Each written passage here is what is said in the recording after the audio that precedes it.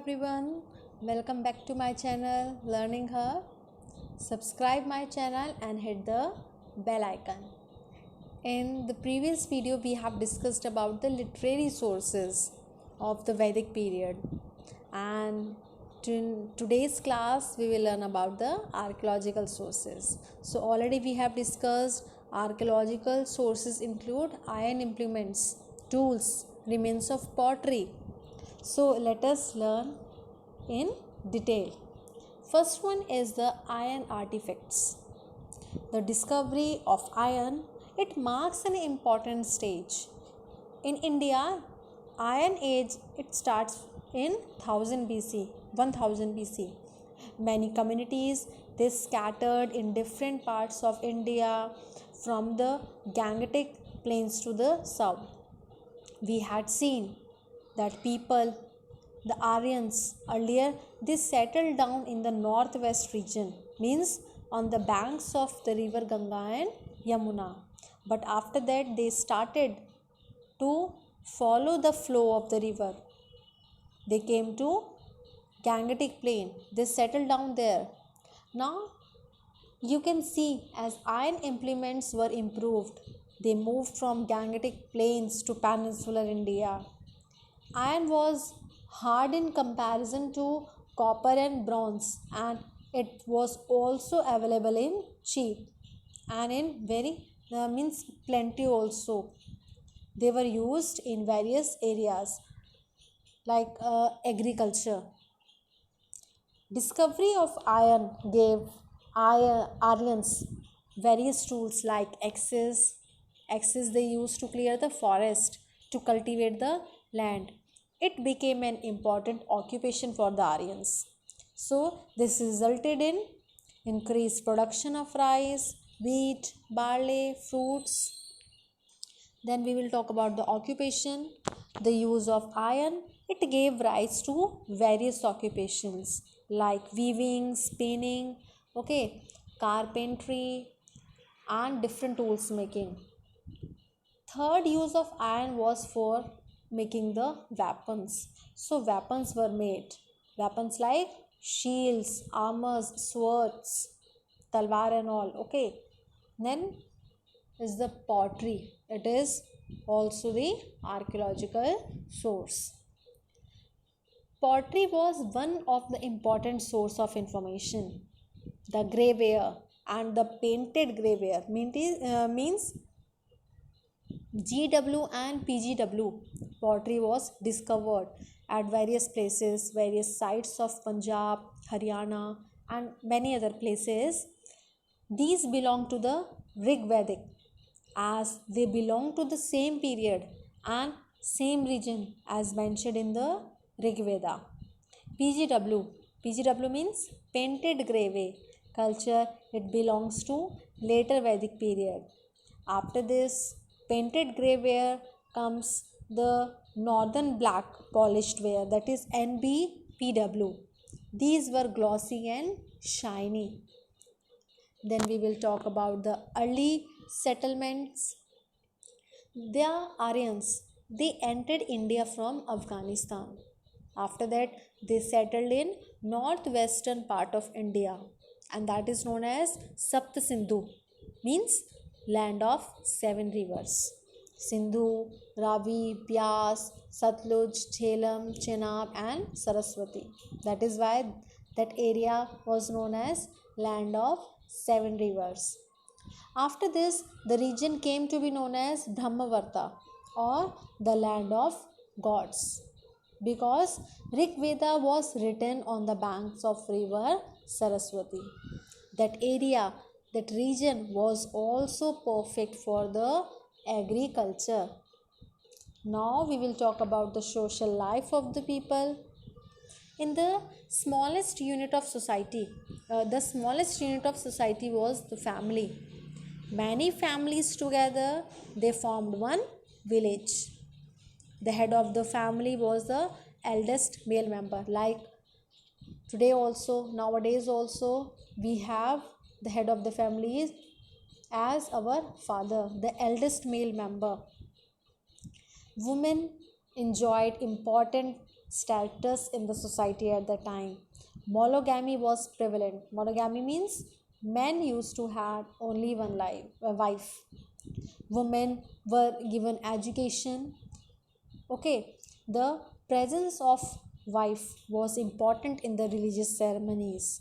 Women choose their own husband. It was called as swambar. There were no child marriages. Widows were allowed to remarry. And the head of Jana was Rajan or the king.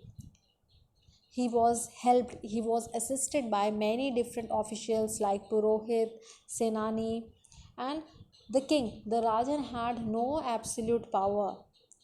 People had a say in the administration, they can speak. And there were three assemblies at the time: Sabha, Samiti, and Vidhata. Sabha was the meeting or the council of elders, and it performs advisory and judicial functions. Samiti was the assembly of common people, and Vidhata used to perform the work related to military, religious, and social functions. Women actively participated in all these things in all the assemblies. But during the later Vedic period, these assemblies lost their importance. Sabha and Samiti, it came to be dominated by chiefs and rich nobles. Women were not allowed to attend the meetings. The status of the women, it declined. They were not given the right to property and they cannot choose their husband. Then we will talk about the class division. In Rig Veda, some kind of class division was there, as it is mentioned that the Aryans called the local inhabitants as the Dasyus and they were not mixing up with them. This shows that there was class inequality at the time. The society was divided into three groups: the warriors, priests, and the common people. Towards the end of the Rig Veda, Shudras also existed. The economy was pastoral, so no taxes were collected from the people. In early Vedic period, the society was divided into different classes and on the basis of profession. Profession were not hereditary. In course of time, the profession became hereditary and this resulted in class division. So, in later Vedic period, the society was divided into four classes or varnas on the basis of occupation. They were Brahmins, Kshatriyas, Vaishyas, Shudras. Brahmins were the priests, Kshatriyas were warrior class, Vaishyas were businessmen or you can say farmers, and Shudras, they used to work for the upper class. They served the upper class. Then we will talk about the four ashrams. In early Vedic period, men grew up according to the tradition of the family. But in later Vedic period, the life of the man was divided into four ashrams, four stages. First one is brahmacharyas, the age from 1 to 25. In this age, he led a student life. He attained the knowledge in Gurukul. He learned various things in Gurukul. Then second stage is grist, from age 25 to 50. In this age, he led a family life. He used to marry. Then Vanprasth. It was from age 50 to 75 years. In this age, man was to retire from the body life. He was to acquire spiritual and philosophical knowledge. Then the last ashram is sannyas. In this, man left his house and go into meditation in order to free himself from the ties of life and death, from the cycle of birth and death. Then how was the education in Vedic period?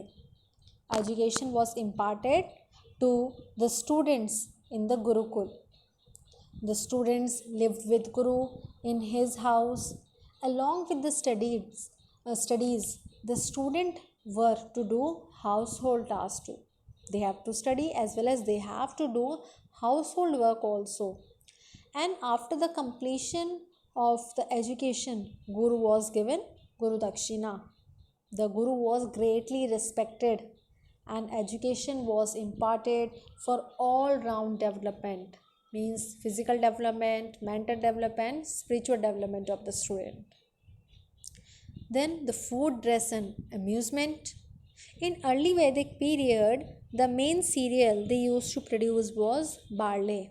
But in later Vedic period, they used to produce rice also. They domesticated cows for milk and its product like butter, ghee and all. Okay, soma, they used intoxicating drink also. They consumed that. Now we will talk about the dress. They wore simple clothes, upper garment, lower garment. In upper garment, they used to wear shirt, and in lower garment, dhoti. They also used overgarment like shawl. Men also wore turban and kept long hair. Both men and women were wearing ornaments, and ornaments were made up of gold, silver, ivory, and different precious stones.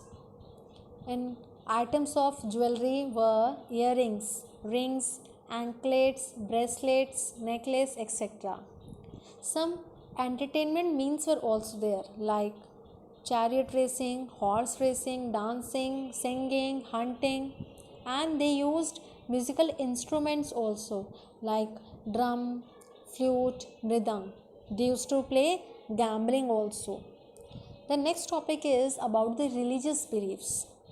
In Vedic period, people worshipped forces of nature. Many gods were worshipped in the Vedic period. In early Vedic period, gods like Indra, Agni, Vayu, Surya, Yam, Rudra, okay, like this gods were worshipped. Some goddesses were also worshipped, like Prithvi, Aditi, Usha, Ratri. Now in later Vedic period, okay, Prajapati, the creator of Brahma, became supreme.